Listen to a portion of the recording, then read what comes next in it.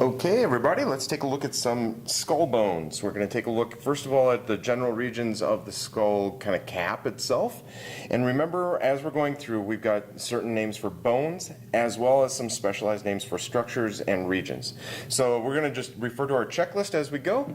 We're taking a look at the side of the skull. We have two bones here called the parietals. A little bit further up than you might think, right here and right here. There is a suture that ties the two, and we've got the frontal bone obviously right in front, kind of the forehead region.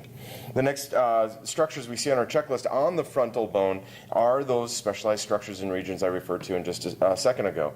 We have a ridge line right here called the glabella. Kind of think of the caveman brow. Those are actual ridges or bumps on the frontal bone itself.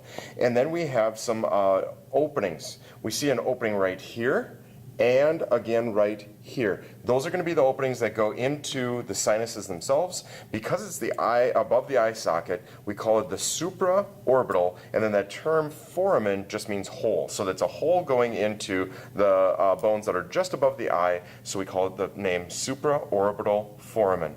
We also have our region, the forehead region right up here, and that's the supraorbital margin. So be careful on the test. I'm going to ask for specific structures. We have the name of the bone itself, the frontal bone, but then we have the structure of glabella, and we have the holes, that is a supraorbital foramen. We also have this region called the supraorbital margin. Now, looking on the side of the skull, this is kind of weird because in our minds, just on our own bodies, it should be a little bit higher up in our minds. But if we look on the skull itself, the temporal bone is actually a little bit further back and a little bit lower than we might think. So I'm zoomed in pretty close here, but hopefully we can see the temporal bone has a very distinctive shape to it. And we've got lots of structures on there. This is the one that always gets people. We have the temporal bone here, and we have this ridge line. That's kind of the cheekbone or the zygomatic arch. That's actually composed of two bones. We have one right here with this finger coming out. We also have this finger, and you can see the suture dividing the two. Since this is the temporal bone and we have a ridge that's going toward the zygomatic bone here, we call this process, and we name this process, I should say, after the bone that it articulates with. So we have the temporal bone, the zygomatic process. Now we have this other finger right here, and this is the process that articulates with the temporal bone. So we call this a temporal process, and then we have the zygomatic bone itself. So it's confusing, I know, but the name of the bone is the temporal bone, and we have the zygomatic process that will articulate with the temporal process and zygomatic bone. Going back to the temporal bone checklist, we also see some specialized structures right here. We have the ear hole, so we call that the external auditory meatus. You might hear it pronounced meatus, that's fine. We also have this knob down on the base of this that leads kind of into the area of your cochlea for your hearing. This is the mastoid process. And then we have this finger-like or pencil-like structure that comes down right from the meatus itself, and we call this the styloid process, after the old name for a pencil or pen called a stylus. So styloid process, mastoid process, meatus, and then we have our temporal bone with the zygomatic process. When we go to the occipital bone, that's on the base of the skull back here. So this is all occipital bone, and we can see that the suture comes up this way. But this is all occipital bone, extremely thick. The only structure you have to know off of there is this very pronounced ridge line for muscle attachment called the occipital crest, or external occipital crest. Now, we go back to the front of the skull. We see these other specialized structures. I said before that this is our zygomatic bone. We have our temporal process coming off of that. Built in just below, I know I've got it listed under zygomatic, but just below, a little bit more medial to that, on the maxilla itself, we see these holes by the eye socket or underneath the eye socket, and we call this the infraorbital foramen. Now the maxilla itself is right here, kind of going up, and it actually extends into the eye socket a little bit. So it is considered part of the orbital bones itself, kind of following the side of the nose. This is our entire upper jaw called the maxilla, and then you'll see off of the maxilla, even into the inside, the roof of our mouth, you can see those two bones there. That's called the palatine bones.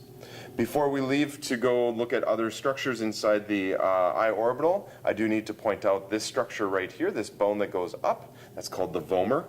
And then we have the mandible itself. The mandible has many parts to it. You want to make sure that you get that. It is the lower jaw, but the mandible itself, we do have a knob. Now this is kind of confusing because we've got one knob here and a kind of a point here. Remember the term condyle as it applies to the mandibular condyle. A condyle refers to a knob where bone meets bone. And you'll notice with this lower jaw in place that this point never does meet anything. So don't get confused. It's the posterior-most or dorsal-most region of the mandible. It actually articulates with the skull, so that one is the mandibular condyle. We see this notch in between. Here's the mandibular notch. We have the ramus going from the condyle down to the point of the jaw here, the back of the jaw. So this is all ramus. Here's the angle because we see two lines make an angle. The body of the mandible is basically the base of it all, and we see that they will fuse together.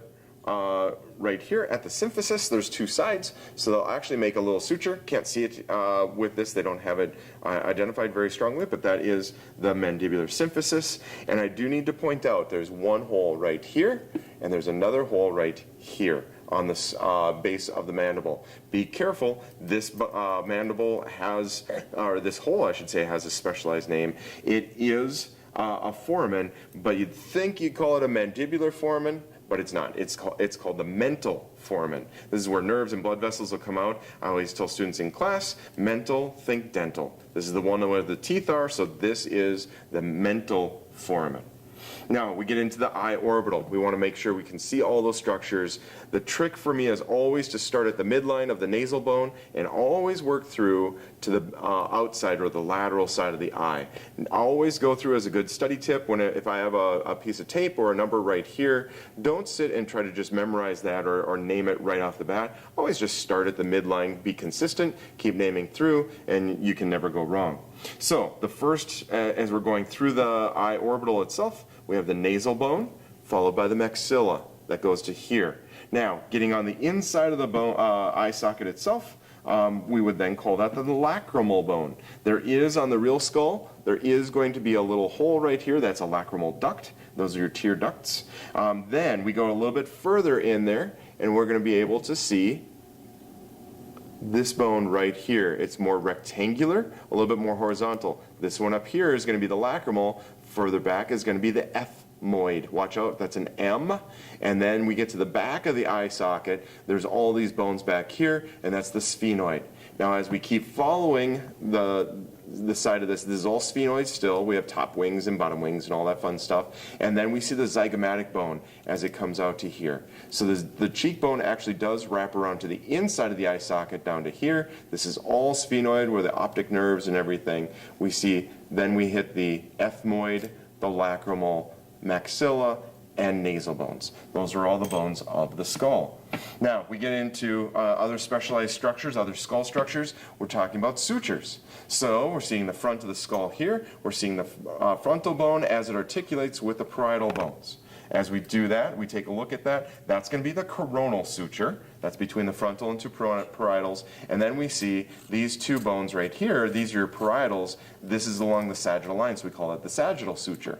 The one that we will not need to know in class, but might be one of those good ones to know, just kind of as general background, here's your occipital bone, and so it forms the Greek letter lambda. So this is the lambdoid suture.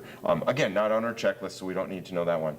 The last three things that we need to see are going to be on the base of the skull. And I'll take a look on the inside as well. We've got the back of the skull here. Here's your occipital bone. We're working our way ventrally, so we've got the palatal bones and everything else. We see this big hole that literally translates as big hole. The name is the foramen magnum. Now we see also two structures, one right here, and there's actually, because this is a model of one, we see a little divot right here. I'm going to cheat in class a little bit and say, you know, it's a hole there. This would be on the real skull a little bit more well pronounced, you can see through it, but the one that is more dorsal is going to be the jugular foramen, and on the one that's more ventral is going to be the carotid canal. Now watch out, it is not a foramen there because it actually runs horizontal, and on the inside of the skull it's a little bit easier to see how it's structured. So I'm going to pull the skull off. We see again the foramen magnum right here, the big hole. We see the big hole right next to it, just to the sides, that's going to be your jugular foramen. And then again, because this is a model, we'd actually see this coming out right about here. That's where the carotid canal would be. But you know, because it's a plastic model, it's really tough to get that angled structure in there especially, so we can't see the tube as it goes through there.